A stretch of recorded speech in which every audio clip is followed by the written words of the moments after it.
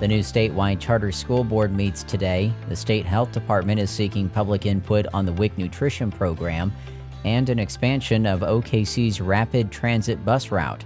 This is the KGOU AM News Brief for Monday, July 8th. I'm Nick Daniels. Oklahoma's new school board, charged with overseeing the future contract of the nation's first private charter school, meets today. OPMX's Kate Kelly has more on the board's work and future. The statewide charter school board will oversee almost half of Oklahoma's charter schools. It was created to consolidate and take oversight duties away from the State Department of Education and Oklahoma's virtual charter school board. Charter schools are publicly funded but independently operated. They are accredited by the State Department of Education but are exempt from certain requirements. For example, they can hire teachers without a valid state teaching certificate. State lawmakers created this new board following issues with schools overseen by the state's virtual charter board and the State Board of Education. The board's first task is discussing the nation's first private Catholic charter school, St. Isidore. The school hit a snag when Oklahoma's Supreme Court ruled it improperly mixed church and state. I'm Kate Kelly. The Oklahoma State Department of Health's Women, Infants, and Children program is seeking input on the operations of its nutrition program. State Impact's Jillian Taylor has more on how Oklahomans can provide feedback. The Special Supplemental Nutrition Program provides food, nutrition education, and healthcare referrals to low-income pregnant, breastfeeding, and postpartum women and their children up to age 5.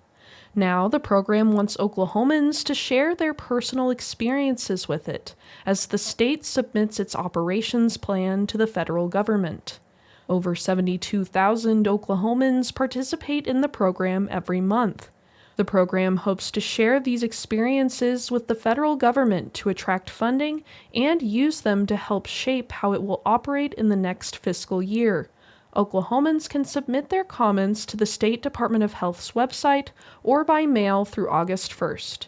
For State Impact, I'm Jillian Taylor. Following the grand opening of Oklahoma City's first bus rapid transit route last year, an expansion of the system is being approved. Our own Hannah France reports. Last week, the Oklahoma City Council approved a 17-mile-long BRT route connecting the Adventure District in the northeastern part of the city and the Industrial Logistics Hub in the southern part of the city. The existing BRT route, which has buses arriving every 12 to 15 minutes, operates in the northwestern part of the city. Buses on BRT routes have dedicated lanes and get priority at streetlights. In a press release, city officials said the new route will have 26 stop locations with northbound and southbound stations. It's expected to serve 2,700 weekday riders. MAPS 4 has $61 million set aside for the construction, which is scheduled to begin in 2028. I'm Hannah France. Artist Benjamin Harjo Jr.'s work is now on display at the OSU Museum of Art.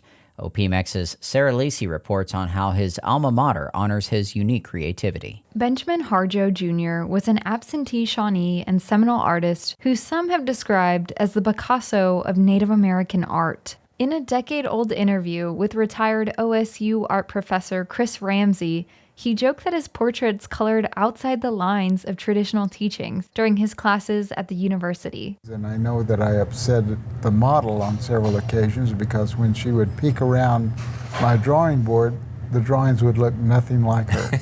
As Harjo Jr. noted, his visual art is often abstract, catching the eye of private collectors and museums alike. More than 86 of his original pieces are now on display at the Benjamin Harjo Jr. From Here to There exhibit at the OSU Art Museum. I'm Sarah Lacey. More news at our website, kgou.org, and on our PM News Brief podcast.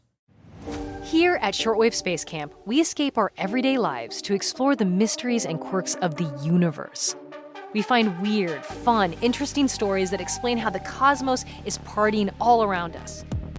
From stars to dwarf planets to black holes and beyond, we've got you. Listen now to the Shortwave podcast from NPR.